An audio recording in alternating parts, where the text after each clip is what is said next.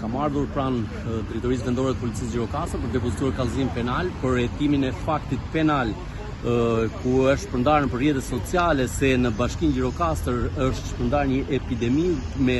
sëmundjen HIV/AIDS. Në këtë kallëzim ne kemi kërkuar ndjekjen penale të autorëve të shpërndarjes së këtij paniku, por njëkohësisht kemi kërkuar dhe që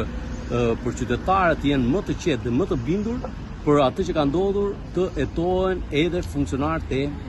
bashkisë të cilët janë implikuar në këto rrjete sociale. Pra, ose këta persona që kanë shpërndar epideminë apo ose persona që kanë shpërndar panik të vijen përpara përgjegjësisë penale, sepse në fund të fundit duhet që qytetarët e Gjirokastrës të marrin një përgjigje të saktë nëse ka epidemi në bashki apo jo, dhe nëse s'ka,